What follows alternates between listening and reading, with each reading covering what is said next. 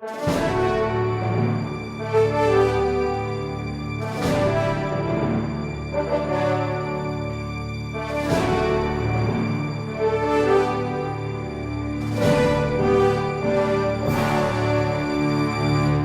resposta católica de hoje, gostaríamos de falar a respeito do uso do latim na liturgia. Um dos nossos alunos, admirador do trabalho que nós fazemos no nosso site, nos escreveu querendo entender melhor. Ele diz o seguinte: Padre Paulo, eu pertenço à Renovação Carismática Católica, vejo que as celebrações litúrgicas e a missa animada na espiritualidade da Renovação Carismática Católica atrai um número imenso de fiéis. E que as outras missas, nem tanto. Por isso, eu não entendo por que é que Padre Paulo fica insistindo nessa história de que nós precisamos voltar para o latim.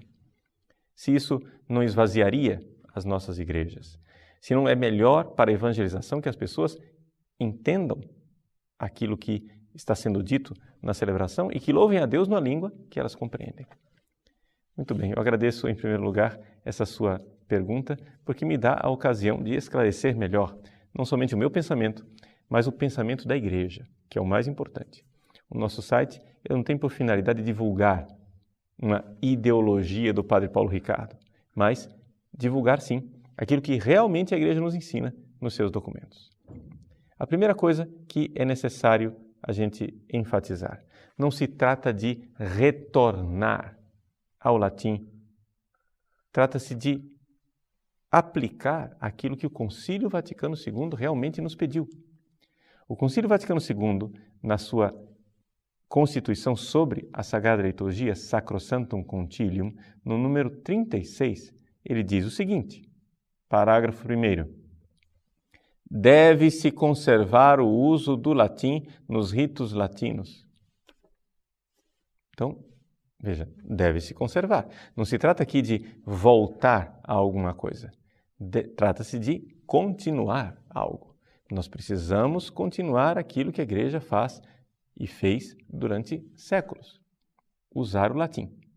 Isso foi contemplado no Concílio Vaticano II. Só que as pessoas têm uma ideia equivocada a respeito do Vaticano II. E dizem assim: não, o concílio acabou com o latim na liturgia. Eu acabei de ler para você o concílio. O concílio não acabou com o latim na liturgia. O que é que o concílio fez? Ah, bom, então vamos entender o sentido da reforma. No parágrafo 2º, sempre do número 36, se diz o seguinte: dado, porém, que não raramente o uso da língua vulgar, ou seja, o português no nosso caso, pode revestir-se de grande utilidade para o povo, quer na administração dos sacramentos, quer em outras partes da liturgia, poderá conceder-se à língua vernácula lugar mais amplo. Essa é a reforma litúrgica. Ou seja, não vamos jogar fora o latim, que é uma tradição da igreja, tão antiga, tão boa, tão oportuna, mas vamos dar um lugar amplo para o português, especialmente nas leituras e admoestações, em algumas orações e cantos, segundo as normas estabelecidas para cada caso nos capítulos seguintes. Então, vejam, não é verdade que o Concílio Vaticano II jogou fora o latim. E também não é verdade que depois do concílio, Paulo VI, João Paulo II jogaram fora o latim e agora Bento XVI está querendo voltar atrás. Deixa eu ler para vocês o que diz o Código de Direito Canônico no cânon 928. Ele diz o seguinte: faça-se a celebração eucarística em língua latina ou outra língua, contanto que os textos litúrgicos tenham sido legitimamente aprovados. Então, veja, existe a realidade de que o latim é a língua primeira na qual se celebra a Eucaristia dentro da Igreja Latina, igreja a qual nós pertencemos. Aqui vem então a pergunta: por que manter o latim? Bom, eu não estou aqui defendendo um retorno à missa toda em latim. Aliás, o próprio Papa Bento XVI não está defendendo isso. Se algumas pessoas acham que é isso que ele quer, é necessário conhecer melhor o pensamento dele. Ele já declarou várias vezes que um retorno a uma missa totalmente em latim não é possível e nem é sequer desejável. Não é o que nós queremos. O que nós queremos é que as pessoas, ao celebrarem a Santa Missa, vejam e tenham a profunda experiência de que elas não estão numa igreja que começou há 50 anos atrás. Infelizmente, existe ainda muito esta mentalidade de Antigo e Novo Testamento, como se há 50 anos atrás, com o Vaticano II, tivesse se encerrado o Antigo Testamento e agora nós estamos num novo tempo, um Novo Testamento, nós estamos na igreja pós-conciliar. E na igreja pós-conciliar não se reza em latim. O Papa Bento XVI já expressou claramente, no ano 2005, na sua saudação à Cúria Romana, que nós precisamos interpretar o Concílio Vaticano II como aquilo que ele realmente é. O 21º Concílio Ecumênico da Igreja, em sintonia com os outros 20 que vieram antes. É a hermenêutica da continuidade. Nós precisamos celebrar a missa, tal qual ela está no Missal de Paulo VI, de uma forma que se compreenda, se veja e se perceba que esta missa não é outra missa diferente daquela que se celebrava 50 anos atrás. Nós devemos aproximar as duas formas de celebração. Nós devemos pegar a nossa forma de celebrar Paulo VI e trazê-la o máximo possível para uma conexão, para uma união com aquilo que havia anteriormente. Por quê? Porque se nós celebrarmos a missa conforme ela era celebrada antes, nós perceberemos a centralidade de Deus. Existe uma dificuldade na reforma litúrgica tal qual ela foi vivida após o Concílio Vaticano II. É que Deus saiu do centro e se colocou no centro a comunidade celebrante e o sacerdote celebrante. Existe aquele diálogo festivo, alegre e animado entre o padre e o povo. Mas Deus, às vezes, se perde. É assim que nós somos chamados pela Igreja a sermos verdadeiros adoradores durante a missa.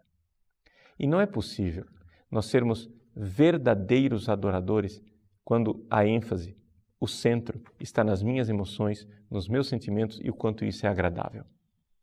Por isso, eu não tenho nada contra o movimento da renovação carismática católica. Mas a renovação carismática precisa compreender que a liturgia da Igreja não é de um movimento. A liturgia da Igreja é da Igreja como um todo. E ela deve servir à Igreja como um todo. Não somente a Igreja de hoje, mas a Igreja de sempre. É assim que o homem deve sair do centro. Os meus gostos devem sair do centro. Eu devo, então, adorar a Deus. Eu tenho certeza que muitas pessoas da renovação carismática compreendem perfeitamente o que eu estou dizendo. Eu me recordo, por exemplo, de um padre francês da renovação carismática católica que veio visitar aqui, Cuiabá, há uns anos atrás. Ele é meu amigo de longa data, Padre Etienne. Ele pertence a uma comunidade, uma dessas novas comunidades carismáticas da França, a comunidade Chaminade. Eu o levei para uma missa, onde a missa era animada pela renovação carismática. No fim da missa, o Padre Etienne veio para mim, ele, que é da renovação carismática, que se converteu na renovação, tem espiritualidade da renovação e é padre dentro de uma comunidade da renovação, ele veio escandalizado para mim e disse: Padre Paulo, é impressionante. Eles não fizeram silêncio um segundo sequer. Veja, um padre da renovação carismática escandalizado com a renovação carismática nos rumos que ela tomou no nosso país. Ou seja, é importante nós entendermos. Não se trata de matar um movimento ou uma espiritualidade. Trata-se de respeitar a liturgia. Eu estou aqui mencionando a questão do silêncio porque sempre se coloca como critério o gosto do povo. Já que o povo gosta de barulho, o povo gosta de música, o povo gosta de animação, então não vamos fazer silêncio. Mas é aqui uma questão de gosto do povo, uma questão de educar o povo para a celebração e para o culto da Igreja. O Concílio Vaticano II, na sua Constituição Sacrosanctum Concilium, pede que os fiéis sejam ensinados a responder as partes fixas da missa em latim, para que eles tenham esta experiência de usar textos que foram pronunciados por tantos santos e santas ao longo dos séculos. Que bom quando nós podemos, por exemplo, cantar o Pai Nosso em latim, sabendo que centenas de santos usaram aquela mesma melodia, pronunciaram aquelas mesmas palavras. Tudo isso faz parte de uma tradição da Igreja, tudo isso faz parte de uma riqueza da Igreja.